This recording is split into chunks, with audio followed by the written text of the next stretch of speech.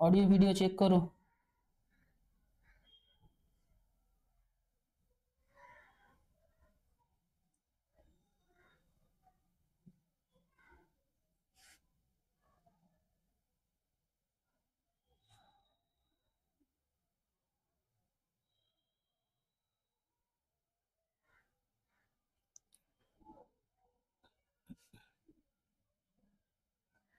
Clear?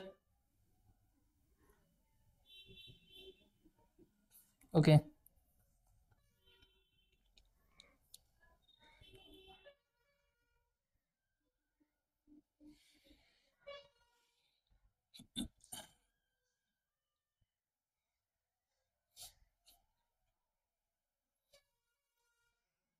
একটু wait করো, এখন অনেকে জয়েন হয়নি।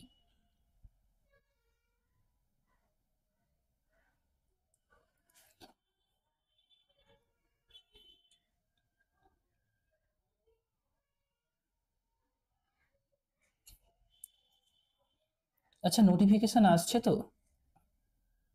Joining notification?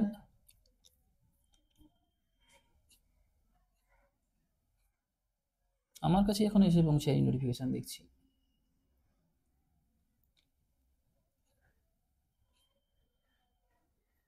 জয়েনিং নোটিফিকেশনটা কি বন্ধ হয়ে গেল? নোটিফিকেশন আসার কথা, কিন্তু তোমাদের নোটিফিকেশন এসেছে ক্লাস শুরু হওয়ার পরে, যেটা জয়েন নাও। আচ্ছা, আমার ডিভাইসে আসেনি কেন তাহলে?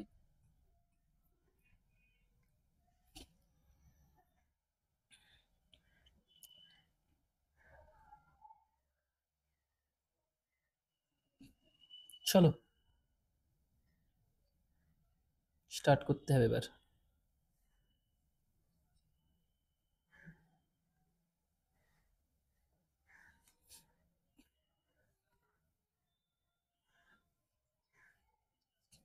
চ্যাট বক্স অন করে দিলাম। যদি কোনো প্রবলেম থাকে, ডান দিকে দেখবে টাইপ হেয়ার আছে,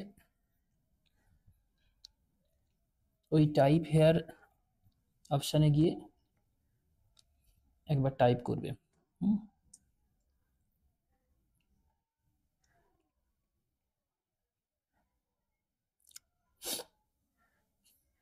আজকের ক্লাসটা খুব ভাইটাল, যে কোনো ব্যাচের জন্য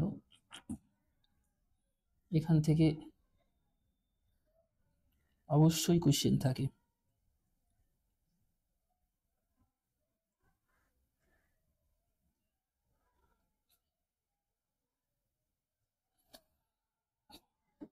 structure, drainage and landform.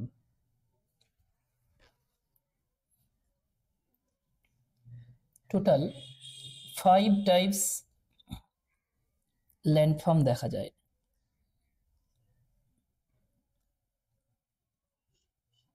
Folded, faulted, uniclinal, horizontal and domal. এই 5 ধরনের স্ট্রাকচার সাধারণত দেখা যায়। আজকে যে দুটো জায়গা কভার করা হবে, ফোল্ডেড এবং ইউনিক্লাইনাল স্ট্রাকচার, দুটো জায়গাকে টার্গেট রেখে আমাদের পড়তে হবে। First, drainage development on structure and landform development on structure. মানে এই স্ট্রাকচার বা গঠন পড়ার সময় দুটো দিক খেয়াল রাখতে হবে, drainage development and landform development. ওকে,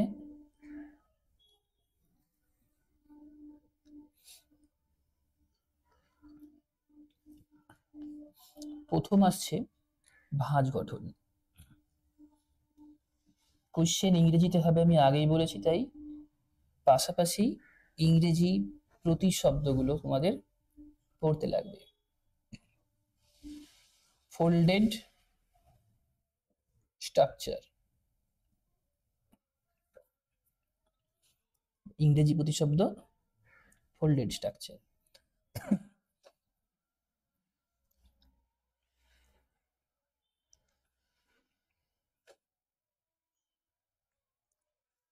ভূ আন্দোলনের ফলে পাললিক শিলাস্তর তরঙ্গায়িত হয়ে বা যখন তরঙ্গায়িত গঠন যুক্ত হয় তাকে আমরা ভাঁজ বলি। আমরা অলরেডি ভাঁজ এবং চ্যুতি পড়ে ফেলেছি। যারা আজকের ক্লাসে নতুন আছো, যে রেকর্ড ক্লাস আছে সেখান থেকে ভাঁজ চ্যুতির ক্লাসটা দেখে নেবে।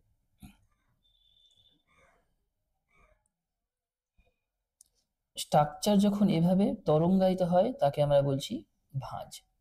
ভাঁজের উপাদান, জিওমেট্রি, ফোল্ড বা ফোল্ডের ডিপ এবং স্ট্রাইক, মানে নতি এবং আয়াম, এই দুটো আমরা পড়েছি। তবুও এই নতি আয়ামের ব্যাপারটা আরেকবার বলি। দেখো, দুই পাশের শিলাস্তর,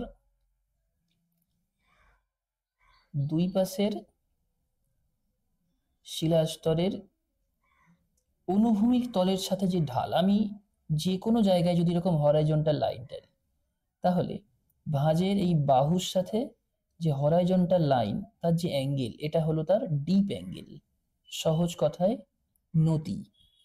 আয়াম একটু জটিল কনসেপ্ট। যখন এই অনুভূমিক তল এবং নিচেটা কি রয়েছে, স্তরায়ন তল, তাই তো, বেডিং প্লেন, ধরো এভাবে বেডিং প্লেনটা রয়েছে, এই বেডিং প্লেনের সাথে ভাঁজের এই বাহু ঠিক যে রেখা বরাবর ছেদ করে, এই যে রেখা, এটাকে কি বলবো, স্ট্রাইক বা আয়াম। এই দুটো কনসেপ্ট আজ আমাদের ফোল্ডের জিওমেট্রি পড়তে কাজে লাগবে।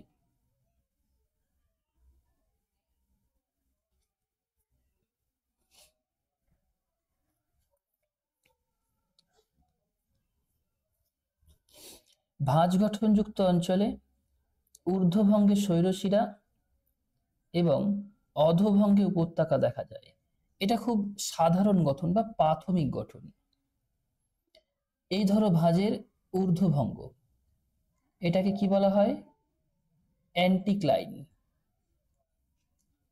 আর ভাঁজের এই অধোভঙ্গ, যেখানে বেসিন তৈরি হয়, দ্যাট ইজ সিনক্লাইন।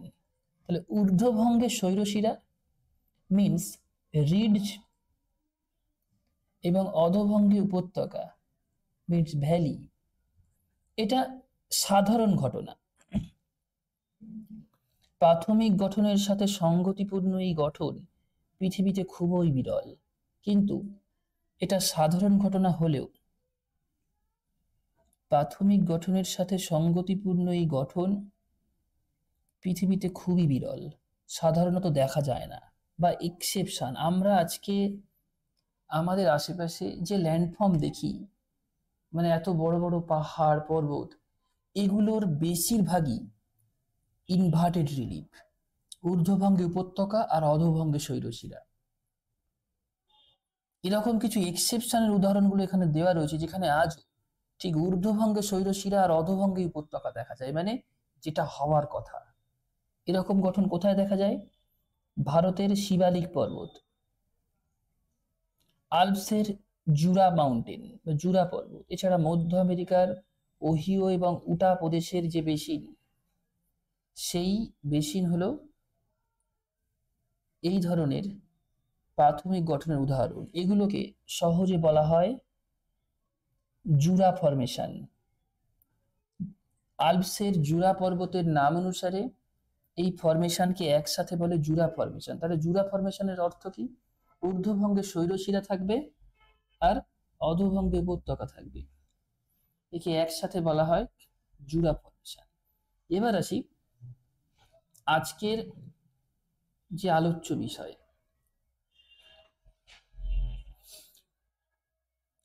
ভাঁজ গঠনের তিনটে স্টেজ আমরা পাবো। তিনটে স্টেজ কি কি? Youthful, mature and old. প্রথমে দেখতে হবে ড্রেনেজ ডেভেলপমেন্ট, তারপরে আসছে ল্যান্ডফর্ম ডেভেলপমেন্ট। দেখো আলাদাভাবে হয় না, প্রথমে ড্রেনেজ ডেভেলপমেন্ট হয়, তারপরেই ল্যান্ডফর্ম ডেভেলপমেন্ট চলতে থাকে। এই যে ছবিটা দেখছো, ভাঁজের অ্যান্টিক্লাইন এবং সিনক্লাইন, তাই তো? ভাঁজের অধোভঙ্গের অনুভূমিক ঢাল বরাবর, ভাঁজের অধোভঙ্গের অনুভূমিক ঢাল বরাবর যে নদী প্রবাহিত হয়, এই নদীকে আমরা কি বলবো? এই নদীকে বলা হয় মাস্টার কনসিকুয়েন্ট স্ট্রিম বা longitudinal consequent stream. Note down করবে, longitudinal consequent stream, master consequent stream বা সিনক্লাইনাল স্ট্রিম। যেহেতু অধোভঙ্গের অনুভূমিক ঢালে প্রবাহিত হয়, এই অধোভঙ্গের অনুভূমিক ঢালের কনসেপ্টটা কিরকম? যদি আমি এই অংশটাকে এখান থেকে কেটে তুলে নিই, ধরো তুলে নিয়ে আমি এখানে আঁকার চেষ্টা করলাম, ছবিটা আমি এভাবে আঁকলাম, যেখানে অধোভঙ্গ ধরো এভাবে রয়েছে, তাহলে ঢালটা আমি দেখতে পাচ্ছি কোন দিকে? এই দিকে। তাহলে অধোভঙ্গ হলেও এর প্রাথমিক ঢাল আছে, ধরো ঢালটা এই দিকে রয়েছে, তাই অধোভঙ্গের প্রাথমিক ঢাল বরাবর যে নদী প্রবাহিত হলো তাকে আমরা কি বলবো? তাকে বলা হয় মাস্টার কনসিকুয়েন্ট বা লংগিটিউডিনাল কনসিকুয়েন্ট রিভার।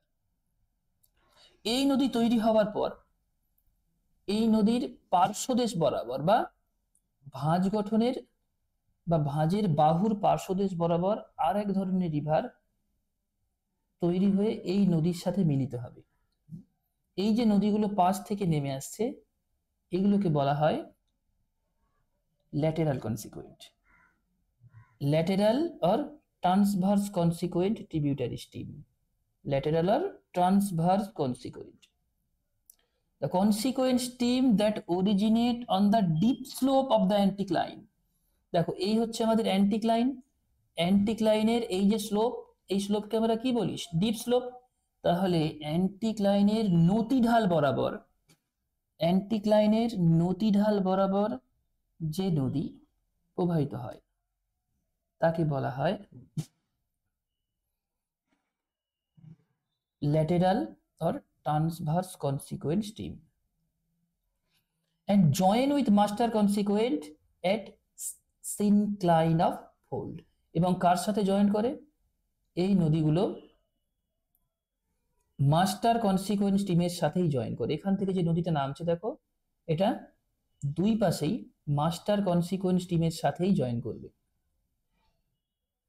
তাহলে that is consequent stream known as lateral consequent, আর এই নদীটার নাম কি ছিল? Master consequent. The newly establish stream start erode দেওয়ার ভ্যালি। এবার এই দুই ধরনের নদী তার উপত্যকাকে গভীরভাবে ক্ষয় করতে থাকে, কিন্তু এই প্রধান অনুগামী নদীর তুলনায় এর বাংলা হলো লম্ব অনুগামী নদী। প্রধান অনুগামী নদীর তুলনায় লম্ব অনুগামী নদী বা ট্রান্সভার্স কনসিকুয়েন্ট স্ট্রিম, তার উপত্যকা অনেক গভীর হয় এবং গভীরভাবে ক্ষয় করতে থাকে। এবং এখানে একটা গুরুত্বপূর্ণ টাইপস অফ ইরোশন দেখা যায়, সেই গুরুত্বপূর্ণ ইরোশনের নাম হলো হেডওয়ার্ড ইরোশন, যেখানে মস্তকমুখী ক্ষয় চলতে থাকে, মানে বিপরীত দিকে নদীটা যেদিক থেকে নেমে আসে ক্ষয়টা সেই বিপরীত দিকে হতে থাকে, এরকম মস্তকমুখী ক্ষয়। দুই পাশেই নদী হেডওয়ার্ড ইরোশন করে। হেডওয়ার্ড ইরোশন কখন দেখতে পাবো? দেখবে বর্ষাকালে যখন বৃষ্টি হয় না, ধরো এটা একটা পুকুর, বর্ষাকালে যখন বৃষ্টি হয় দেখবে পুকুরের পাড়ে এরকম জল নামে, তো জল নামার ফলে একটা জিনিস খেয়াল করেছো কি? দেখবে যে রাস্তা বরাবর জল নামে না, সেই চ্যানেলটা এরকম পিছনের দিকে অগ্রসর হতে থাকে। দেখবে এরকম খাতের মতো কিছুটা ওখান থেকে পিছনের দিকে অংশটা এরকম অগ্রসর হতে থাকে। That is called headward erosion. That is called headward erosion. এই হেডওয়ার্ড ইরোশন বা মস্তকমুখী ক্ষয়ের জন্য লঙ্গিটিউডিনাল কনসিকুয়েন্ট রিভার পিছনের দিকে অগ্রসর হতে হতে একেবারে অ্যান্টিক্লাইনের ক্রিস্টে পৌঁছে যায়। ক্রিস্ট মানে চূড়ায়। ওকে, the lateral consequent stream erode at faster rate than master consequent stream because of steep slopes of the flank of the anticline. Even এই মাস্টার কনসিকুয়েন্ট স্ট্রিমের তুলনায় ল্যাটেরাল কনসিকুয়েন্ট স্ট্রিমের যে ক্ষমতা বা ইরোশনাল পোটেনশিয়ালিটি অনেক বেশি থাকে। Lateral consequent extend their course upslope through headward erosion and establish their valley on anticlinal axis. Even এভাবে তোমার হেডওয়ার্ড ইরোশন করতে করতে এক সময় অ্যান্টিক্লাইনের এরকম অ্যাক্সিসের উপরে উঠে আসে। উঠে আসার পর কি হয়, এখানে অ্যান্টিক্লাইনের অ্যাক্সিস বরাবর প্রবাহ হতে শুরু করে। অ্যান্টিক্লাইনের এভাবে অ্যাক্সিস বরাবর প্রবাহ হতে শুরু করে। এখানেও ঠিক তাই, হেডওয়ার্ড ইরোশনের ফলে যখন উপরে উঠলো অ্যান্টিক্লাইনের অ্যাক্সিস বরাবর এভাবে প্রবাহ হতে শুরু করে। এই নদীকে বলা হয় subsequent stream. S for subsequent stream বা পরবর্তী নদী। তাহলে কি দেখলাম, ভ্যালিতে ছিল কনসিকুয়েন্ট স্ট্রিম। ভ্যালিতে কোন নদী ছিল বা সিনক্লাইনে, দ্যাট ইজ কনসিকুয়েন্ট স্ট্রিম। ভাঁজের যে বাহুর ঢাল বা ডিপ অ্যাঙ্গেল বা নদী ঢাল দিয়ে যে নদী নেমেছিল সেটাও ছিল কনসিকুয়েন্ট। ভ্যালিতে যেটা ছিল তার নাম ছিল মাস্টার কনসিকুয়েন্ট বা লঙ্গিটিউডিনাল কনসিকুয়েন্ট। যেটা পাশ থেকে নেমেছে তার নাম হলো ট্রান্সভার্স কনসিকুয়েন্ট। যে নদী ঊর্ধ্ববঙ্গের চূড়া বরাবর প্রবাহ হওয়া শুরু করলো তাকে বলা হয় subsequent stream. Later on the stream developed an anticlinal axis, এবং সময়ের সাথে সাথে এই অ্যান্টিক্লাইনের অ্যাক্সিস বরাবর এই নদী তার জায়গা করবে, which are called as subsequent stream. Clear? which deepen their valley at the anticlinal crest and try to adjust them with the underlying formation. Even এই নদী সবচেয়ে দ্রুত হারে নিম্নক্ষয় করতে থাকে। এই নদী দ্রুত হারে নিম্নক্ষয় করার পেছনে তিনটে গুরুত্বপূর্ণ কারণ আছে। অ্যান্টিক্লাইনের শীর্ষে যে নদী রয়েছে নিম্নক্ষয় করার জন্য তিনটে গুরুত্বপূর্ণ কারণ আছে। ম্যাচিওর স্টেজে আসছে, এই তিনটে কারণ এখানে রয়েছে 1, 2 and 3। Mature stage. তাহলে প্রথম স্টেজে জাস্ট ওখানে ড্রেনেজ প্যাটার্ন ডেভেলপমেন্ট হলো এবং তারা ক্ষয়কার্য শুরু করেছে। ম্যাচিওর স্টেজে কি দেখতে পাবো দেখাও, এখানে অ্যান্টিক্লাইনটা মাঝখানে দেখানো হয়েছে, এগুলো হলো সিনক্লাইন, তাই তো? তাহলে সিনক্লাইনে যে রিভার তৈরি হয়েছে এই রিভারের নাম master consequent, that is master consequent. এবং অ্যান্টিক্লাইনের ওপরে যে নদীটা তৈরি হলো দ্যাট ইজ সাবসিকুয়েন্ট স্ট্রিম। এই ঢাল থেকে যেটা নেমেছে দ্যাট ইজ ল্যাটেরাল কনসিকুয়েন্ট, এই ঢাল থেকেও নেমেছে একই, দ্যাট ইজ ল্যাটেরাল কনসিকুয়েন্ট। এই হলো case. Then subsequent stream or anticlinal stream erode their valley more faster and faster than synclinal consequent stream। মানে মাস্টার কনসিকুয়েন্টের তুলনায় অ্যান্টিক্লাইনের ওপর এস্টাবলিশ হয় সাবসিকুয়েন্ট স্ট্রিম অতি দ্রুত হারে তার অ্যান্টিক্লাইনকে ক্ষয় করতে থাকে। কেন? তিনটে কারণ বলেছিলাম। First, anticlinal stream are relatively higher height and higher steeper channel gradient than synclinal stream. বেসিনে যে নদী রয়েছে তার তুলনায় দেখো অ্যান্টিক্লাইনাল স্ট্রিমের যে উচ্চতা অনেকটা বেশি, হাইটটা বেশি।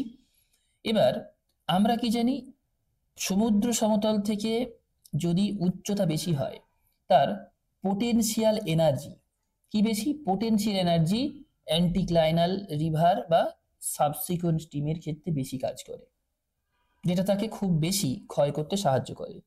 Next condition, softer rock bed under resistant cap rock of anticline. দেখো ভাঁজ গঠনের ক্ষেত্রে আমি কি বলেছিলাম, ভাঁজের কেন্দ্রে থাকে ওল্ড রক, তাই তো? আর বাইরে থাকে নিউ রক, ঠিক? বিশেষ করে অ্যান্টিক্লাইনের ক্ষেত্রে। তাহলে অ্যান্টিক্লাইন যেখানে রয়েছে এখানে রক্স নিউ রক, অ্যান্টিক্লাইন এখানে নিউ রক রয়েছে, তাই সেই নতুন জমা হওয়া পলি খুব দ্রুত হারে ক্ষয়প্রাপ্ত হবে, খুব দ্রুত হারে ক্ষয়প্রাপ্ত হবে। 3 নম্বর কারণ, ম্যাক্সিমাম টেনশনাল ফোর্স অ্যাট অ্যান্টিক্লাইনাল ক্রিস্ট। যেহেতু এরকম ফোল্ডিং কন্ডিশনে রয়েছে, এখানে টেনশন কাজ করে। কি কাজ করে? এখানে টেনশন কাজ করে।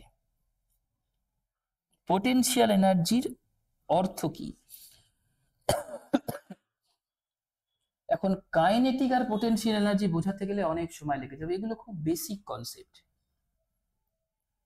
উচ্চতার সাথে যে এনার্জি কোনো বস্তুর মধ্যে থাকে, মানে এই এনার্জি সম্পূর্ণ তার মিন সি লেভেল থেকে উচ্চতার উপরে ডিপেন্ড করে, তাকে বলা হয় পোটেনশিয়াল এনার্জি। সংক্ষেপে বোঝার জন্য এই টার্মটাই যথেষ্ট। উচ্চতার জন্য যে এনার্জি বেশি থাকে তাকে বলা হয় পোটেনশিয়াল এনার্জি। ধরো তুমি এখানে দাঁড়িয়ে রয়েছো, তোমার বাড়ি ধরো এখানে রয়েছে পাশে, বাড়ির নিচে দাঁড়িয়ে রয়েছো, তোমার বাড়ির ধরো 2টো ফ্লোর আছে, হ্যাঁ, এটা ধরো ফার্স্ট ফ্লোর, এটা সেকেন্ড ফ্লোর। এখন ফার্স্ট ফ্লোর থেকে তোমার মাথায় একটা ইট ফেলে দিল, আর একটা ইট সেকেন্ড ফ্লোর থেকে ফেলবে, তাহলে কোনটার আঘাত তোমার মাথার উপরে বেশি হবে বলো তো? যেটা সেকেন্ড ফ্লোর থেকে আসবে, দ্যাট ইজ পোটেনশিয়াল এনার্জি। দুটোই একই সাইজের ইট, কিন্তু তার সমুদ্র সমতল থেকে উচ্চতা বেশি থাকার জন্য পোটেনশিয়ালিটি বেশি ছিল, তাই যখন নিচে পড়ছে সেটা কাইনেটিক এনার্জিতে ট্রান্সফার হয়েছে। Okay, maximum tensional force at the anticlinal crest which causes accentuates the crack। এবার ধরো তুমি থার্মোকলকে জোর করে এভাবে বাঁকিয়ে রেখেছো, জাস্ট হালকা করে এখানে ব্লেড লাগিয়ে দাও, কি হবে? সঙ্গে সঙ্গে এটা কেটে যাবে না দুই পাশটা, কারণ সেটা টানের মধ্যে রয়েছে। বা ধরো কোনো কিছু যখন, বা কোনো ইলেকট্রিক তার বা যা কিছু যখন এরকম প্রচন্ড টানের মধ্যে রয়েছে, এই জায়গাটা যদি টুক করে একটুখানি কেটে দাও, দেখবে সঙ্গে সঙ্গে পুরোটা কেটে যাবে, তাই তো? বা রাবার ব্যান্ড, ধরো একটা রাবার ব্যান্ড, ধরো কোনো কিছুকে শক্ত করে এভাবে বাঁধা রয়েছে, জাস্ট একটুখানি কেটে দাও, দেখবে সঙ্গে সঙ্গে পুরো রাবার ব্যান্ডটা কেটে যাবে। ঠিক ভাঁজের ওপরে যে অ্যান্টিক্লাইন রয়েছে না, সেখানে এরকম টেনশন কাজ করে, দ্যাট ইজ কল্ড টেনশনাল ফোর্স। এই টেনশনাল ফোর্সের জন্য অ্যান্টিক্লাইনের ওপরে তৈরি হওয়া এই রিভার বেশি হারে নিম্নক্ষয় করবে। এবার তার ফলাফল কি দেখো। Thus, soft rock bed of the anticline are erode much faster than rock bed of the syncline। তাহলে নিচে যে নদী রয়েছে এই সিনক্লাইনের তুলনায় অ্যান্টিক্লাইনের ক্ষয় দ্রুত হারে হবে। Consequently, anticlinal stream dipping their anticline due to vigorous down cutting, and thus the valley developed on anticline become deeper than syncline। এবং এইভাবে সময়ের সাথে সাথে অ্যান্টিক্লাইন দ্রুত হারে ক্ষয় করতে করতে দেখবে এরকম একটা স্টেজে পৌঁছাবে, যেখানে অ্যান্টিক্লাইনাল রিভার তার যে কোর্স এত গভীর নিম্নক্ষয় করছে সময়ের সাথে সাথে, যে সিনক্লাইনাল রিভার ওপরে রয়ে গেছে, বা সেই মেন স্ট্রিম সেটা তুলনামূলকভাবে দেখো সিবেডের ওপরে রয়ে গেছে, তার চেয়েও অ্যান্টিক্লাইনাল রিভার বা সাবসিকুয়েন্ট স্ট্রিমের যে কোর্স তার গভীরতা বাড়তে থাকবে বা গভীরতা ইনক্রিজ হবে। Then anticlinal stream also capture the synclinal master stream. এবং এমন একটা সময় আসবে, এবার এর পাশেও তো আবার সেই যে ল্যাটেরাল কনসিকুয়েন্স স্ট্রিম ছিল, সেই ল্যাটেরাল কনসিকুয়েন্সগুলো এখানেও ধরো হেডওয়ার ইরোশন করবে। হেডওয়ার ইরোশনের ফলে এমন একটা সময় আসবে যেখানে এই পাশের মাস্টার কনসিকুয়েন্স স্ট্রিম, যেখানে ধরো পাশের এখানে কি রয়েছে, এগুলো সব মাস্টার কনসিকুয়েন্ট এম সি, এই মাস্টার কনসিকুয়েন্স স্ট্রিম ধীরে ধীরে এই অঞ্চলে যদি রিমুভ হয়ে যায়, কি হবে? এই দিকে শিফট করবে, দ্যাট ইজ কল্ড ইউনিক্লাইনাল শিফটিং। দেখো এই স্টেজে এখানে এটা আমাদের প্রকৃতপক্ষে সেই অ্যান্টিক্লাইনের উপরে, দেখো যদি স্ট্রাকচারটা দেখা হয়, এটা কিন্তু অ্যান্টিক্লাইন ছিল এভাবে, তাহলে অ্যান্টিক্লাইনের উপরে এখানে কি তৈরি হলো? মাস্টার কনসিকুয়েন্ট স্ট্রিমের পাশে অ্যান্টিক্লাইনের উপরে তৈরি হলো সাবসিকুয়েন্ট স্ট্রিমের কোর্স। এই সাবসিকুয়েন্ট স্ট্রিমের কোর্সের ওপরে দুই পাশ থেকে, ধরো মাস্টার কনসিকুয়েন্ট এই দিকে ছিল, এখান থেকে ধীরে ধীরে এই রিভারের সাথে এসে মিলে যাবে বা রিভার ক্যাপচার হয়ে যাবে। যে সাবসিকুয়েন্ট স্ট্রিম ছিল, সাবসিকুয়েন্ট স্ট্রিমের পাশের যে মাস্টার কনসিকুয়েন্ট, এখানে যখন এই অংশগুলো আরো ক্ষয় করে করে নিচে নেমে যাবে না, ধীরে ধীরে নদীটার ইউনিক্লাইনাল শিফটিং হবে বা একনত স্থানান্তর হয়।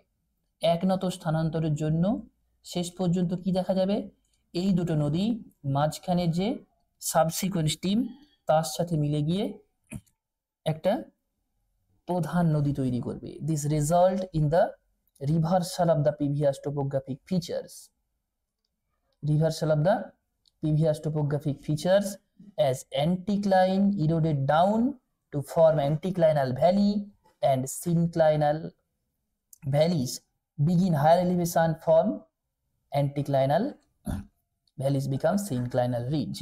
তাহলে কি দেখলাম, অ্যান্টিক্লাইনে তৈরি হলো ভ্যালি, পাশে এটা সিনক্লাইন ছিল কিন্তু এখানে সিনক্লাইনে তৈরি হলো রিজ।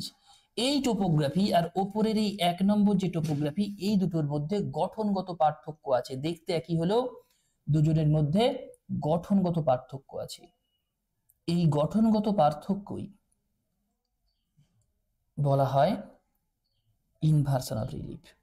তাহলে ভাঁজ গঠনের ম্যাচিওর স্টেজের এন্ড মোমেন্টে, ভাঁজ গঠনে এটাও পরীক্ষায় কোশ্চেনে পড়েছিল যে ভাঁজ গঠনের যে ম্যাচিওর স্টেজ, সেই ম্যাচিওর স্টেজের কোন পর্যায়ে ইনভার্টেড রিলিফ বা বৈপরীত্য ভূমিরূপ গড়ে ওঠে। এটা গড়ে ওঠে জেনারেলি শেষ পর্যায়ে, result of differential erosion caused by variety of factors. তাহলে ভাঁজ গঠনের শেষ পর্যায়ে এই যে ল্যান্ডফর্মটা তৈরি হলো, কেন এটা ইনভার্টেড ল্যান্ডফর্ম? এক্ষেত্রে আমরা কি দেখতে পাচ্ছি, এটা ঊর্ধ্বভঙ্গ, সেখানে আমরা দেখতে পাচ্ছি উপত্যকা। ঊর্ধ্বভঙ্গে কি দেখতে পাচ্ছি, উপত্যকা। আর এটা ছিল অধোভঙ্গ, দেখো এটা সিনক্লাইন ছিল, অধোভঙ্গ ছিল, এই বরাবর এই পুরো অঞ্চলটাই সিনক্লাইন ছিল। এখানে কি দেখতে পাচ্ছি, শৈলশিরা, এখানে দেখতে পাচ্ছি শৈলশিরা। তাহলে ঊর্ধ্বভঙ্গে উপত্যকা, অধোভঙ্গে শৈলশিরা। এটা ভাঁজ গঠনের প্রাথমিক গঠনের নিদর্শন নয়, that is called inversion of relief. পৃথিবীতে আজকে আমরা যে ভাঁজ গঠন দেখতে পাচ্ছি না, তার বেশিরভাগই এই ইনভার্টেড রিলিফ, মানে ঊর্ধ্বভঙ্গে শৈলশিরার অধোভঙ্গে উপত্যকা, মানে এই প্রথম যে কেস, এটা খুব বিরল বা রেয়ার অফ দ্য রেয়ার বা rare of the rarest case. তার একটা উদাহরণ আমাদের শিবালয় পর্বত, শিবালিক পর্বত, যাকে বলা হয় Jura formation. Next, with due time, সময়ের সাথে সাথে the subsequent stream may develop and establish over a ridge of resistant rock। এবার ধরো সাবসিকুয়েন্ট স্ট্রিম তো দ্রুত হারে নিম্নক্ষয় করছে, পাশের এখন আর কনসিকুয়েন্ট স্ট্রিম, এই পর্যন্ত কনসিকুয়েন্ট স্ট্রিম ছিল এইদিকে সিএস মাস্টার কনসিকুয়েন্ট, সেই মাস্টার কনসিকুয়েন্ট এখানে এসে ধরো মিলে গেছে, একটাই নদী হয়ে গেছে, কারণ ইউনিক্লাইনাল শিফটিং হচ্ছে, আর কোনো নদীর অস্তিত্ব নেই। এখন যদি এর নিচেই এখানে একটা হার্ড রক থাকে, কি থাকে, হার্ড রক, যাকে ক্ষয় করার ক্ষমতা ওই নদীর নেই। Now river instead to eroding the resistant bed are subjected to further uniclinal shifting or homoclinal shifting along the dip of the relative resistant ridge. ধরো এবার এখানে আবার দেখা যাচ্ছে নিচে একটা রিজ আছে, ভালো করে খেয়াল করে দেখো, নিচে একটা এরকম রিজ দেখা যাচ্ছে, তাই না, এই যে একটা রিজ। এবার ধরো নদীটা যখন এই রিজের ওপর আসছে না, দেখছে ওই রিজকে ক্ষয় করার মতো ক্ষমতা নদীটার নেই, তখন নদীটা কি করবে, ধীরে ধীরে পাশের দিকে শিফট করা শুরু করবে।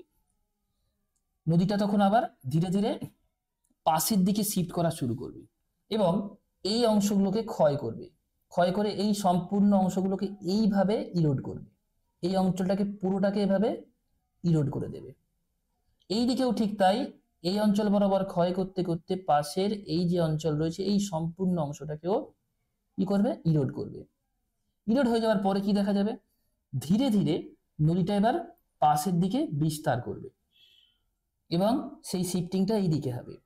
শিফটিং পাশের দিকে হওয়ার সাথে সাথেই তাদের একটা ইউনিক্লাইনাল বা হোমোক্লাইনাল শিফটিং এর মতো ঘটনা দেখা যাবে। ধরে নাও এই বেডটার মাঝখানটা ঠিক এরকম, মানে এখানে ধরো এরকম রিড ছিল, এখানে রিড ছিল, এখান থেকে ধরো এভাবে এটা ভ্যালি ছিল, দেন এখানে আবার এভাবে রিড ছিল, কিন্তু এই অঞ্চলটা ধরো বা এই অংশটা খুব হার্ড, ধরে নাও নিচের কেসটা এটা খুব হার্ড রক, এর উপরে ছিল রিভার। রিভার যখন দেখছে কি ক্ষয় করা যাচ্ছে না, তখন পাশের দিকে শিফট করবে, শিফট করতে করতে এই অংশগুলোকে ক্ষয় করবে, ক্ষয় করে এভাবে যে পাশের দিকে যেখানে কনসিকুয়েন্স টিম ছিল এক সময়, এখানে তো কনসিকুয়েন্স টিম ছিল একটা সময় ওপরে, আবার সেই কনসিকুয়েন্স টিমের ফরমেশনেই ফিরে যাবে। মানে মাঝখানের এই যে সিনক্লাইনাল, মানে মাঝখানে যে অ্যান্টিক্লাইন ছিল, যেটা যেখানে এই জায়গাতে ছিল সিনক্লাইন, এটা তো অ্যাকচুয়ালি অ্যান্টিক্লাইন ছিল, পরে সিনক্লাইন তৈরি হয়েছিল বা অধভঙ্গ তৈরি হয়েছিল, সেই সিনক্লাইন আবার ঊর্ধ্বভঙ্গের রূপ নেবে। এটা ক্ষয় রেজিস্ট্যান্স বা এখানে ইরোশন রেজিস্ট্যান্স হিসেবে থেকে যাবে, পাশ থেকে নদীটা এভাবে ক্ষয় করতে করতে এই অঞ্চলগুলোকে, উপরের যে এই ঊর্ধ্বভঙ্গ দেখতে পাচ্ছিলেন নিচের ছবিতে, এই যে অঞ্চল, এগুলোকে সম্পূর্ণ ক্ষয় করবে এবং পাশের দিকে শিফট করে করে আবার সেই মাস্টার কনসিকুয়েন্টের জায়গা ফিরিয়ে দেবে। এবং মাঝখানের এই শক্ত শিলার উপরে তৈরি হওয়া সেই বেশি ক্ষয় করা সাবসিকুয়েন্ট স্টিমের অস্তিত্বটাই এখানে হারিয়ে যাবে। বেশি ক্ষয় করা সাবসিকুয়েন্ট যে স্টিম, এর অস্তিত্বটাই হারিয়ে যাবে এবং এটা আবার দুটো ভাগে ভাগ হয়ে একটা চলে যাবে এদিকে, একটা এদিকে। Thus, the subsequent stream easily erode the synclinal ridge. এবার synclinal ridge কে কেন easily erode করবে? Because weaker lithology, শিলার গঠন এত দৃঢ় নয়। Gradually, subsequent stream reach the synclinal ridge. Even ধীরে ধীরে এটা synclinal ridge এর দিকেই ট্রান্সফার করবে। Gradually, subsequent stream reach the synclinal ridge and tough the through uniclinal shifting, এবং প্রসেসটার নাম হলো uniclinal shifting or homoclinal shifting, and ultimately from their valley in the position of synclinal ridge. Originally synclinal valley, মানে আজকে যেখানে synclinal ridge রয়েছে, আগে সেখানে synclinal valley ছিল। এই synclinal ridge কে বা অধভঙ্গের শৈলশিলাকে আবার ক্ষয় করে অধভঙ্গের উপত্যকায় তৈরি করে, এবং অধভঙ্গের উপত্যকার উপরে যেমন সেই লঙ্গিটিউডিনাল কনসিকুয়েন্ট বা মাস্টার কনসিকুয়েন্ট স্টিম ছিল, তাকে তার জায়গা ফিরিয়ে দেবে। That is called resequent river. এই নদীকে বলা হয় পুনর্ভবা নদী। তাহলে কি কি দেখলাম? মাস্টার কনসিকুয়েন্ট বা লঙ্গিটিউডিনাল কনসিকুয়েন্ট, ট্রান্সভার্স কনসিকুয়েন্ট আর ল্যাটেরাল কনসিকুয়েন্ট, দেন সাবসিকুয়েন্ট স্টিম। পরে সাবসিকুয়েন্ট স্টিম যখন দুটো ভাগে ভাগ হয়ে গিয়ে আবার সেই মাস্টার কনসিকুয়েন্ট স্টিমকে তার জায়গা ফিরিয়ে দিল বা মাস্টার কনসিকুয়েন্টের মতোই প্রবাহ হতে থাকলো, তার নাম হলো রিসিকুয়েন্ট রিভার। ক্লিয়ার? তাহলে এখানে ল্যান্ডফর্ম আমরা কি কি দেখলাম? দেখো, 1 নম্বর ল্যান্ডফর্ম হিসাবে ঊর্ধ্বভঙ্গের শৈলশিরা আমরা পেয়েছি।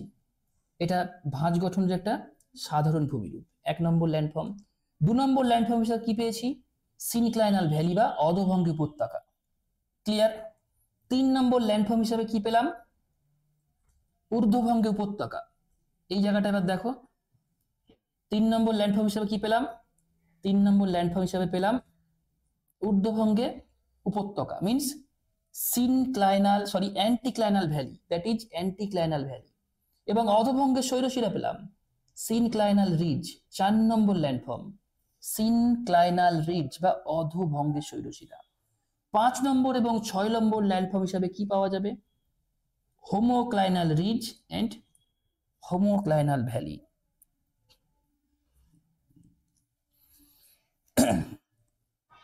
এই যে 5 নম্বর গঠনের পরে আবার আগের অবস্থায় ফিরে যাচ্ছে, মানে ফরমেশনটা কিছুটা এরকমই হচ্ছে, যেখানে অ্যান্টিক্লাইনে রিজ আর সিনক্লাইনে ভ্যালি।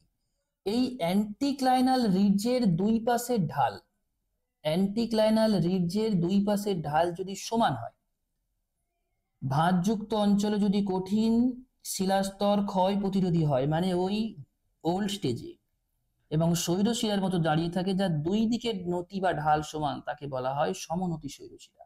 দুই পাশের নতি যদি সমান হয়, ধরো এটাও 45 ডিগ্রি ধরে নিলাম, এটাও 45 ডিগ্রি, সাধারণত 45 ডিগ্রি ঢাল হলে সমনতি শৈলশিলা গঠিত হয় না। ঢালটা কত ডিগ্রি হয়? হোমোক্লাইনাল রিজ গঠিত হতে গেলে ঢাল 10 থেকে 30 ডিগ্রির মধ্যে থাকে, আই থিঙ্ক 10 থেকে 30 ডিগ্রির মধ্যে ঢাল হলে দুই পাশে হোমোক্লাইনাল রিজ গঠিত হয়।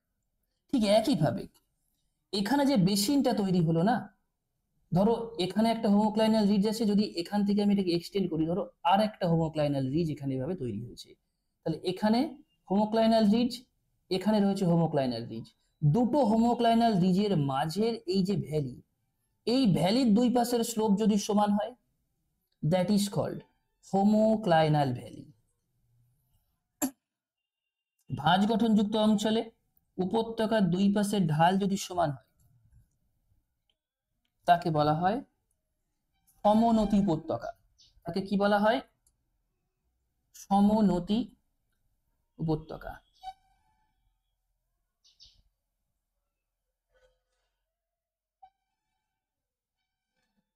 বোঝা গেল? তাকে বলা হয় সমনতি উপত্যকা। এই পর্যন্ত ক্লিয়ার হয়েছে কিনা আগে বলো, দেন ইউনিক্লাইনাল স্ট্রাকচারে যাব। দুটো স্ট্রাকচার সম্পূর্ণ ডিফারেন্ট এবং একটা সাথে একটা গুলিয়ে যেতে পারে। যথেষ্ট জটিল এই ফেনোমেনাগুলো বোঝা, যে কিভাবে ফরমেশনটা হয়। এখান থেকে কোশ্চেন থাকে, সব এক্সামে এখান থেকে কোশ্চেন থাকে।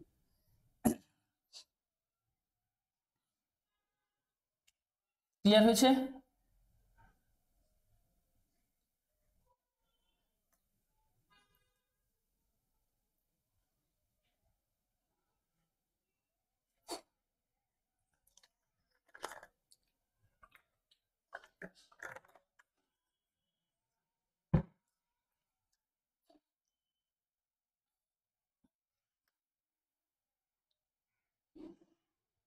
দেন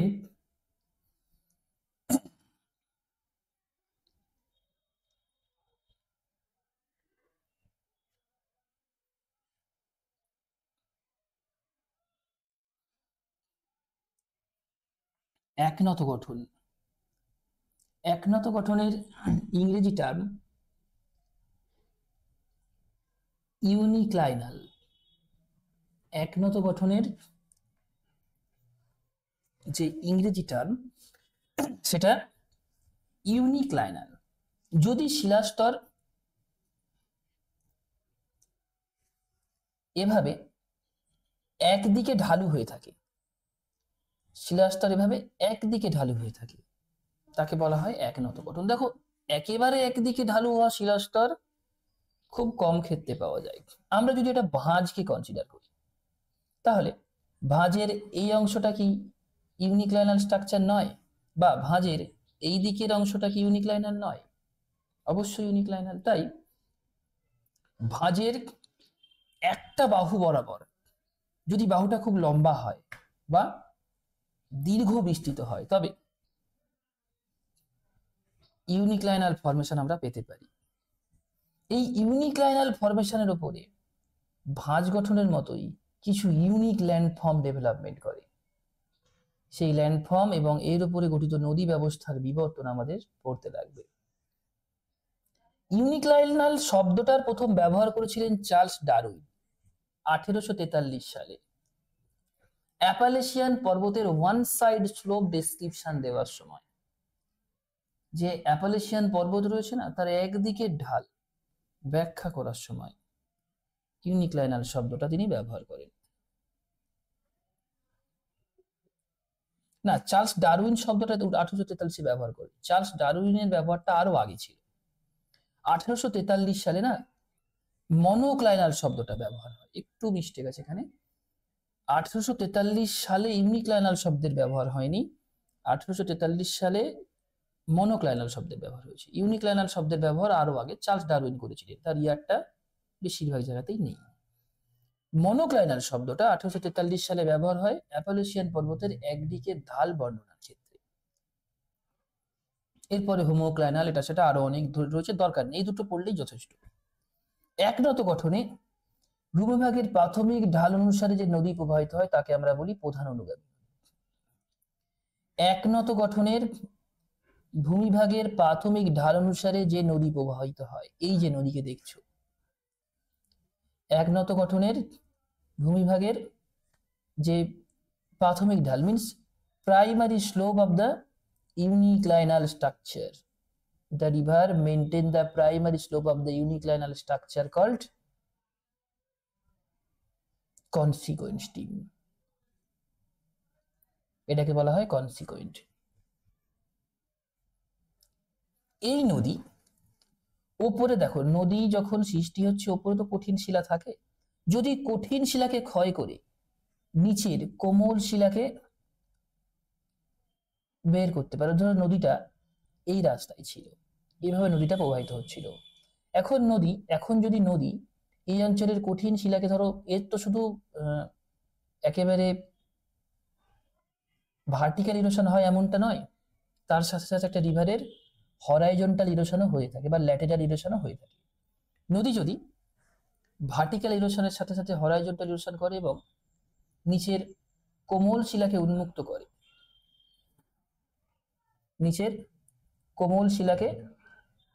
উন্মুক্ত করে, তখন তাকে বলা হয় ভ্যালি ইন লায়ার।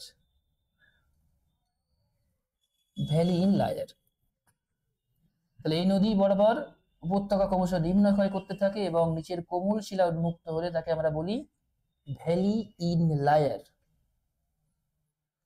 উন্মুক্ত কোমল শিলা বরাবর, ধরো আমি ধরে নিলাম এই জায়গাটাতেই কোমল শিলা উন্মুক্ত হয়েছে, এই অঞ্চলটাতে ধরো নদী বেশি নিম্নক্ষয় করেছে তাই কোমল শিলা উন্মুক্ত হয়েছে। উন্মুক্ত কোমল শিলার পার্শ্বদেশ বরাবর অনুভূমিকভাবে যে নদী সৃষ্টি হয় এবং প্রধান নদীর সাথে এসে মেশে তাকে বলা হয় সাবসিকুয়েন্ট স্ট্রিম। তাহলে উন্মুক্ত কোমল শিলার পার্শ্বদেশ বরাবর অর্থাৎ আয়াম বরাবর, দেখো শিলার স্তর এটা এভাবে রয়েছে, তার আয়াম এভাবে থাকবে, তাহলে শিলার আয়াম বরাবর বা উন্মুক্ত শিলাস্তরের পার্শ্বদেশ বরাবর যে নদী সৃষ্টি হয় তাকে বলা হয় সাবসিকুয়েন্ট স্ট্রিম বা পরবর্তী নদী। তাহলে এগুলো সবই হলো সাবসিকুয়েন্ট স্ট্রিম, এগুলো সব আমাদের subsequent stream, S for subsequent, আর এখানে সি ফর কনসিকুয়েন্ট। দেন পরবর্তী নদী উপত্যকার পার্শ্ব ঢাল বরাবর অর্থাৎ স্থানীয় ঢাল অনুসারে সৃষ্টি হওয়া নদী যদি আঞ্চলিক ঢালের দিক অর্থাৎ নতির দিকে প্রবাহিত হয় বা শিলাস্তরের নতির দিকে প্রবাহিত হয় তাকে বলা হয় পুনর্ভবা নদী। ধরো এটা হলো রিজিওনাল স্লোপ, এটা রিজিওনাল স্লোপ। এখন এই রিজিওনাল স্লোপের দুদিকে দুটো ঢাল আছে, দেখো যে ঢালটা এটা শিলাস্তরের ঢালটা কিন্তু এদিকে, যে ঢালটা শিলাস্তরের দিকে থাকে তাকে আমরা বলি ডিপ স্লোপ, আর পিছন দিকে ঢালটা তুলনামূলক খাড়াই হয়, এই ঢালকে বলা হয় অ্যান্টি ডিপ স্লোপ। সামনের যে স্লোপ তাকে বলা হয় ডিপ স্লোপ, পিছন দিকের ঢালকে বলা হয় অ্যান্টি ডিপ স্লোপ। যদি ডিপ স্লোপ বরাবর, যদি এই ডিপ স্লোপ বরাবর কোনো নদী সৃষ্টি হয় এবং সাবসিকুয়েন্ট স্ট্রিমের সাথে মিলিত হয় তাকে কি বলবো? তাকে বলবো রিসিকুয়েন্ট রিভার। পরবর্তী নদী উপত্যকার পার্শ্ব ঢাল বরাবর, তাহলে পরবর্তী নদী এটা, তার পার্শ্ব ঢালটা এই অঞ্চলটাই পার্শ্ব ঢালের মধ্যে থাকবে, অর্থাৎ স্থানীয় ঢাল অনুসারে সৃষ্টি হওয়া নদী যদি আঞ্চলিক ঢালের দিকে, আঞ্চলিক ঢাল মানে রিজিওনাল স্লোপ, রিজিয়ন মানে এই অঞ্চল, এই অঞ্চলের ঢালটা কোন দিকে? এই দিকে, নদীটাও প্রবাহিত হচ্ছে এই দিকে, তাহলে রিজিওনাল স্লোপের দিকে অর্থাৎ শিলাস্তরের নতির দিকে শিলাস্তরের নদী কোন দিকে রয়েছে? এই দিকেই রয়েছে, শিলাস্তরের নদীর দিকে, অর্থাৎ প্রধান নদী অববাহিকার দিকে। আর প্রধান নদী অবশ্যই শিলাস্তরের নদী ফলো করে। মনে রাখবে এই কনসিকুয়েন্স স্টিমকে কি বলি? ডিপ স্টিম বলি। কনসিকুয়েন্স স্টিম হলো ডিপ স্টিম, সাবসিকুয়েন্ট স্টিম হলো স্ট্রাইক স্টিম। এটাকে বলা হয় স্ট্রাইক স্টিম বা আয়াম নদী, যেহেতু আয়াম অনুসরণ করে, শিলার নদী অনুসরণ করে বলে একে বলা হয় ডিপ স্টিম। এগুলো খুব সাধারণ ধারণা। তো রিজিওনাল স্লোপে সৃষ্টি হওয়া নদী যদি ওই প্রধান নদী উপত্যকার দিকে বা শিলার নদীর দিকে প্রবাহিত হয় তাকে বলা হয় পুনর্ভবা। ঠিক তার উল্টো দিকের স্লোপে আর একটা নদী সৃষ্টি হয়, অ্যান্টি ডিপ ফরমেশন, বা তার ভিগু ঢালে সৃষ্টি হওয়া নদী যদি সৃষ্টি হয়ে এই সাবসিকুয়েন্ট স্ট্রিমের সাথেই মিলিত হয়। ভিগু ঢালকে আরেকটা বলা হয় স্কার্প স্লোপ, SCARP, স্কার্প স্লোপ। বা অ্যান্টিডিপ স্লোপে তৈরি হওয়া রিভার যদি প্রধান নদীর বিপরীত দিকে বা আঞ্চলিক ঢালের বা আঞ্চলিক যে নদী রয়েছে আঞ্চলিক ঢাল তার বিপরীত দিকে বা প্রধান নদী অববাহিকার বিপরীত দিকে প্রবাহিত হয়, কিন্তু অবশ্যই সাবসিকুয়েন্ট স্ট্রিমের সাথে মিলবে, তাকে বলা হয় বিপরীত নদী নদী, বিপরা নদী বা অবসিকুয়েন্ট স্ট্রিম। তাহলে কি বললাম? এটা হলো রিজিওনাল স্লোপ বা আঞ্চলিক ঢাল। আঞ্চলিক ঢালে সৃষ্টি হওয়া নদী যদি প্রধান নদী অববাহিকার দিকে প্রবাহিত হয় তাকে বলা হয় তোমার রিসিকুয়েন্ট রিভার বা পুনর্ভবা। যদি উল্টো দিকে প্রবাহিত হয়, যেটা অবশ্যই সাবসিকুয়েন্ট স্ট্রিমের সাথে মিলবে, তাকে বলা হয় বিপরা। যেমন এই যে নদীটা দেখছো, এটা হলো রিসিকুয়েন্ট বা পুনর্ভবা। যদি এই দিক থেকে সৃষ্টি হতো তাকে বলা হয় অবসিকুয়েন্ট বা বিপরা বা বিপরীত নদী নদী। চলো এবার ল্যান্ডফর্ম ডেভেলপমেন্ট। আয়াম বরাবর বিস্তৃত পরবর্তী নদী উপত্যকার মধ্যবর্তী শৈলশিরাগুলির শিলাস্তর অভিমুখে যে ঢাল থাকে তাকে নদী ঢাল বলে, আর বিপরীত দিকের খাড়াই ঢালকে এসকার্পমেন্ট স্লোপ বা ভিগু ঢাল বলে। কি বলছে? পরবর্তী নদী উপত্যকার মধ্যবর্তী, ধরো এটা একটা পরবর্তী নদী উপত্যকা সাবসিকুয়েন্ট স্ট্রিম, এটা একটা পরবর্তী নদী উপত্যকা সাবসিকুয়েন্ট স্ট্রিম, তাহলে এর মধ্যবর্তী যে শৈলশিরা মানে এটাকে বোঝাচ্ছে। পরবর্তী নদী উপত্যকার মধ্যবর্তী শৈলশিরাকে কি বলা হয়? আয়াম শৈলশিরা বা স্ট্রাইক রিজ। এই আয়াম শৈলশিরার দুদিকের ঢাল থাকে। দেখো সামনের দিকের যে ঢাল, দ্যাট ইজ জেন্টেল স্লোপ, এই ঢালটা মৃদু ঢাল, এটাকে আমরা কি বলবো? ডিপ স্লোপ বা নতি ঢাল। এর পিছন দিকের ঢালটা একটু খাড়াই হয় বা steep slope, that is called anti dip or escarpment slope, SCARPMENT, escarpment slope বা ভিগু ঢাল। তাহলে এখানেও আমরা কেসটা দেখেছিলাম, দেখো স্কার্প স্লোপ বা এসকার্পমেন্ট স্লোপ, এসকার্পমেন্ট স্লোপ যেখানে থাকে সেটা ভিগু ঢাল। তাহলে আয়াম শৈলশিরার দুই ধরনের ঢাল আমরা দেখতে পাই, নতি ঢাল আর ভিগু ঢাল। যে আয়াম শৈলশিরার নতি ঢাল এবং ভিগু ঢাল উভয়ই খাড়াই, যেমন এই কেসটা দেখো, এর নতি ঢালও খাড়া ভিগু ঢালও খাড়া, তাকে বলা হয় হগ ব্যাক বা শুকর পৃষ্ঠ। মোটামুটি হগ ব্যাক হতে গেলে শিলাস্তরের নটি 45 ডিগ্রির বেশি হতে হবে, এই অ্যাঙ্গেল মিনিমাম 45 ডিগ্রির বেশি হতে হবে, অ্যাঙ্গেল মিনিমাম 45 ডিগ্রির বেশি হতে হবে, তবে হগ ব্যাক তৈরি হবে। যে আয়াম শৈলশিরার নতি ঢাল মৃদু কিন্তু ভিগু ঢাল খাড়াই তাকে বলা হয় কুয়েস্তা। যেমন এটা দেখো, নতি ঢালটা কম ভিগু ঢালটা খাড়াই, এটাকে কি বলা হবে? কুয়েস্তা। কুয়েস্তা হতে গেলে ঢাল মোটামুটি 30 ডিগ্রির কাছে থাকতে হবে, মানে ওই শিলাস্তরের ঢাল এই শিলাস্তরের ঢাল, এই যে শিলাস্তরটা তৈরি হয়েছে না, শিলাস্তরের ঢাল মিনিমাম 30 ডিগ্রি থাকতে হবে। 30 ডিগ্রি যদি শিলাস্তরের ঢালটা না থাকে তাহলে এখানে হপব্যাক তৈরি হবে না।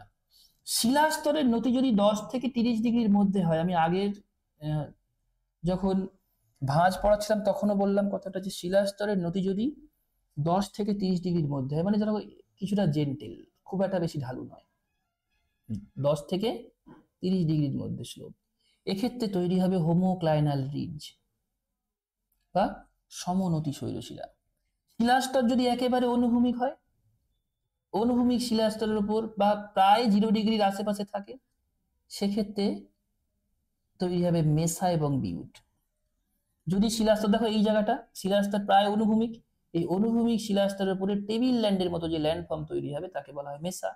মেসা ক্ষয়প্রাপ্ত হয়ে আরো ছোট হয়ে গেলে তাকে বলা হয় বিউট। তাহলে এইখান থেকে কিন্তু ম্যাচিং দেয়। যদি ঢাল 45 ডিগ্রির বেশি হয় তৈরি হবে হপব্যাক। যদি ঢাল 30 ডিগ্রির আশেপাশে থাকে কুয়েস্তা। যদি 10 থেকে 30 ডিগ্রির মধ্যে হয় হোমোক্লাইনাল রিজ। যদি ঢাল ক্লোজ টু 0 ডিগ্রি বা 1 ডিগ্রির আশেপাশে হয় তৈরি হবে মেসা অ্যান্ড বিউট। যদিও মেসা ক্ষয়কার্যের ফলে বিউটে পরিণত হয়।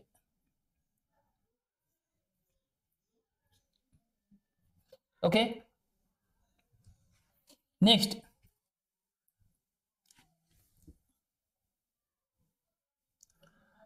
ক্ষয়চক্রের অগ্রগতির সাথে সাথে অসমান ঢালের সূত্র অনুসারে বা ল অফ আনইকুয়াল স্লোপ শৈলশিরা এবং শৈলশিরাগুলির ভিগু ঢালের দিকে বেশি ক্ষয়প্রাপ্ত হবে এবং নতি ঢালের দিকে স্থানান্তরিত হতে থাকবে। দেখো ছবি যেখানে দেখানো হয়েছে এটা নবোদয় পাবলিকেশনের বইতে দেওয়া রয়েছে, ওইখান থেকেই নেওয়া। হ্যাঁ, কিন্তু কনসেপ্টটা ক্লিয়ার হওয়া প্রয়োজন। ধরো প্রাথমিকভাবে আমার একটা শৈলশিরার ভিগু ঢালটা এভাবে ছিল আর নতি ঢালটা এইভাবে ছিল।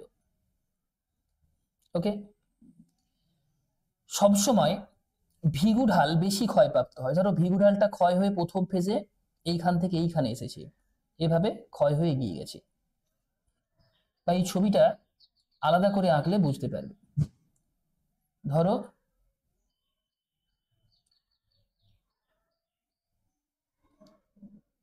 এরকম ভাবে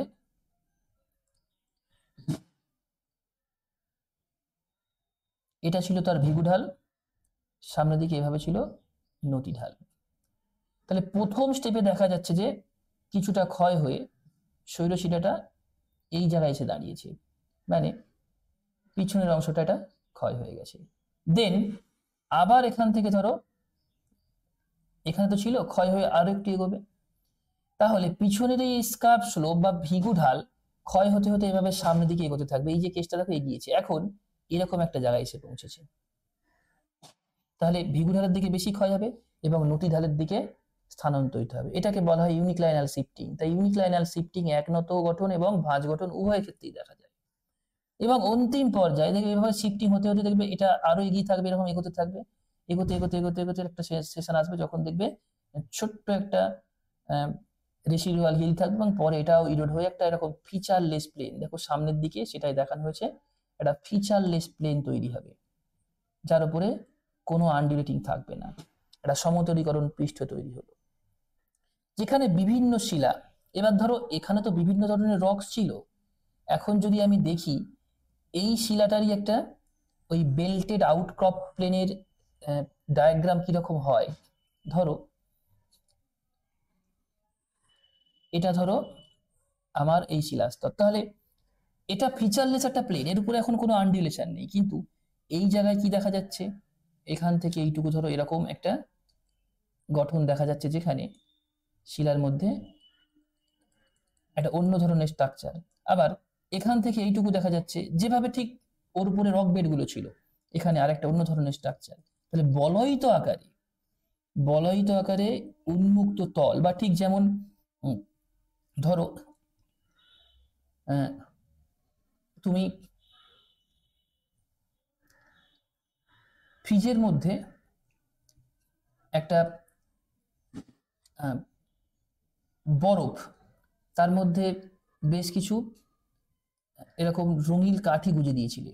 এখন যদি বরফ তৈরি হয়ে গেছে, ধরে ভাবে বরফের চাইটা তৈরি হয়েছে, এখন যদি এই বরফটাকে তুমি এখান থেকে কেটে দাও, কেটে দিলে কি দেখবে যে রঙিন কাঠির যে ছিদ্রগুলো বা যেখানে রঙিন কাঠিগুলো গোঁজা রয়েছে তার সাইন বা সেই গোল গোল সার্কেলগুলো এখানে দেখা যাবে না, কারণ ভেতরে তো কাঠিগুলো রয়েছে। ঠিক এরকমই শিলার স্তরগুলো ভেতরে রয়েছে, তার সেই আউটক্রপ গুলো বাইরের দিকে এরকম দেখা যাবে, যাকে বলা হয় বেল্টেড আউটক্রপ প্লেন।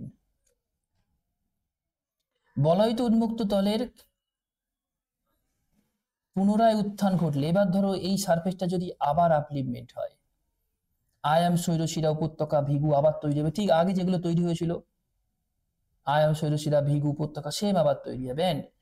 আবার ধরো এবার ওই শৈলশিরা দেখো যখন দ্বিতীয়বার উত্থান হলো না, এটা একটা ফিচারলেস প্লেন হিসাবে উত্থান হবে, যার মাথাটা একেবারে চ্যাপ্টা হয়। আগের যেমন দেখো এই মাথাগুলো এরকম সুচারু ধরনের ছিল, ঢালটা এরকম ছিল, এরকম আনডিউলেশন ছিল না। দ্বিতীয় ক্ষয়চক্র যখন আসে না, এখানে এরকম ফিচারলেস প্লেন দেখা যাবে, তার মাথাগুলো এরকম একেবারে চ্যাপ্টা হবে।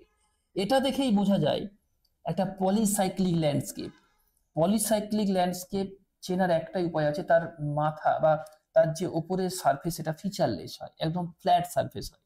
হ্যাঁ, তো এই মাথা চ্যাপ্টা বিশিষ্ট যে ল্যান্ডফর্ম বা যে ভিগু দেখা যাবে, আগের যে ভিগুগুলো ছিল দেখো সেখানে কিন্তু যে হকব্যাক কুয়েসটা তৈরি হয়েছিল ওটা দ্বিতীয় ক্ষয়চক্রে হয় না, দ্বিতীয় ক্ষয়চক্রে মেসাবিউট তৈরি হতে পারে, কিন্তু হকব্যাক কুয়েসটা হওয়ার সম্ভাবনা খুবই কম।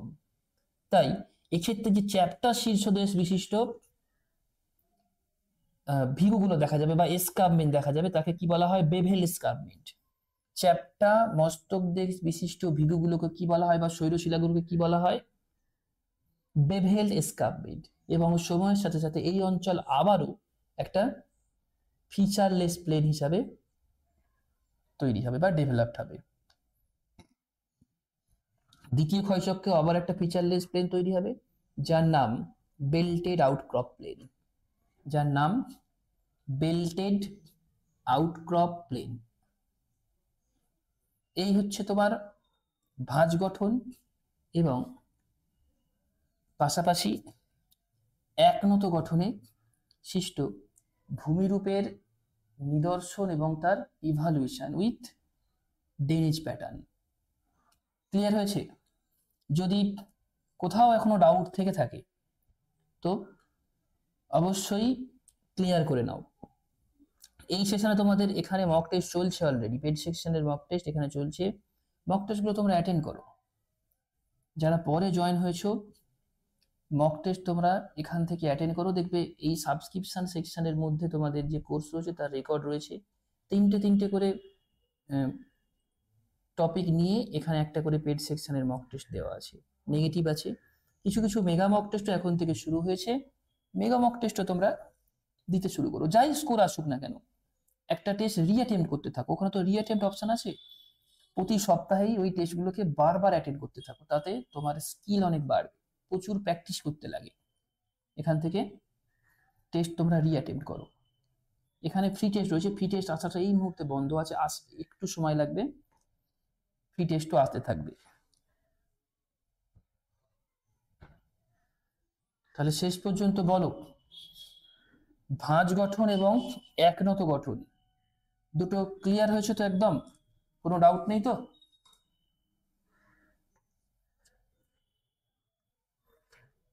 ভাঁজ এবং একনত গঠন একদম ক্লিয়ার?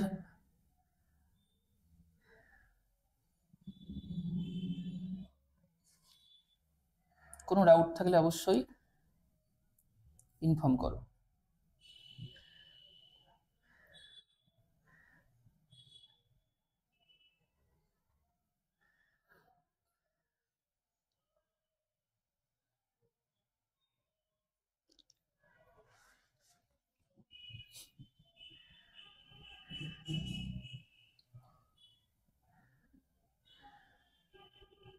ওকে, এবার দেখবে তোমাদের যে বই পড়তে বলেছিলাম,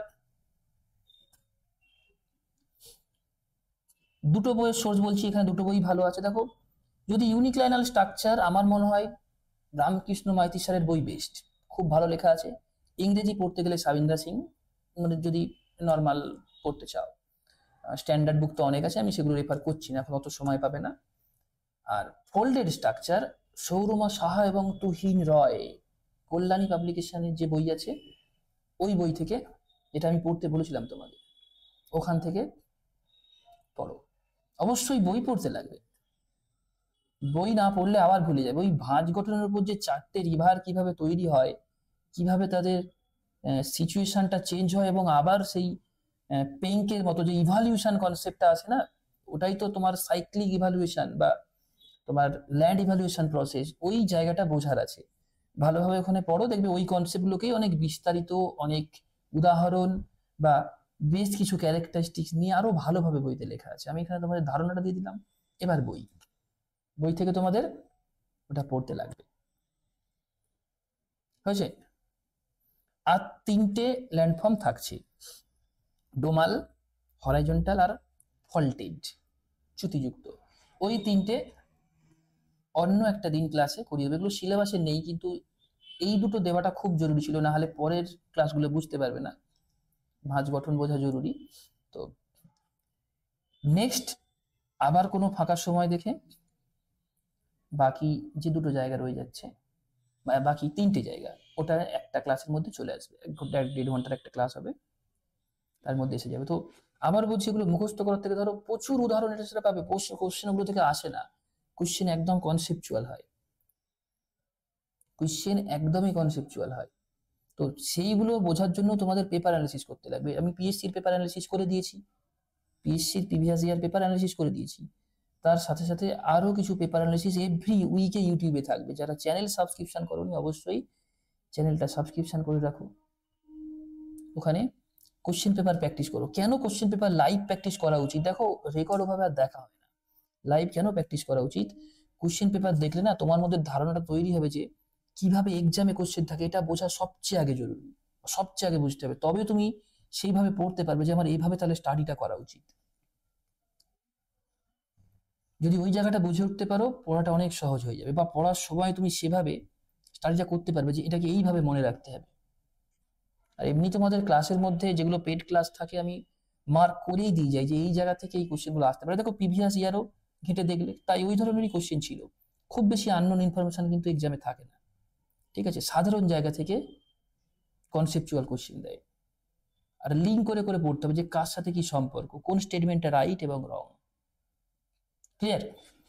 তাহলে এই পর্যন্ত থাকলো। নেক্সট ক্লাস তোমাদের, আজকে তো বৃহস্পতিবার হয়ে গেল, নেক্সট ক্লাস সানডে আছে, ওই দিনে এমসিকিউ করাবো। সানডের যে ক্লাসগুলো থাকবে না 9টা 15 থেকে, ওই দিনে ম্যারাথন এমসিকিউ করাবো ইউটিউবে। প্রতি সপ্তাহে একটা অন্তত এমসিকিউ সেশন থাক, দেন কিছুদিন পরে আরো ডেট ইনক্রিজ করে দেবো, মানে এখন 3 দিন আছে, ওটা 4 দিন হয়ে যাবে, পরে টাইম আরো ইনক্রিজ করে দেবো, আর একটা ব্যাচের শিডিউল ফাঁকা হয়ে গেলে ওটা ইনক্রিজ হয়ে যাবে। ওকে, চলো তাহলে এই পর্যন্ত থাক, কোনো ডাউট নেই তাহলে ধরে নিলাম, থাকলে অবশ্যই বলবে। নেক্সট ক্লাস তাহলে সানডে।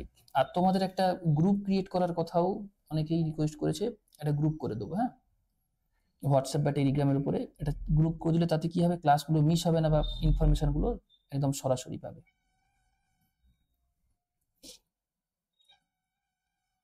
চলো, ক্লোজড।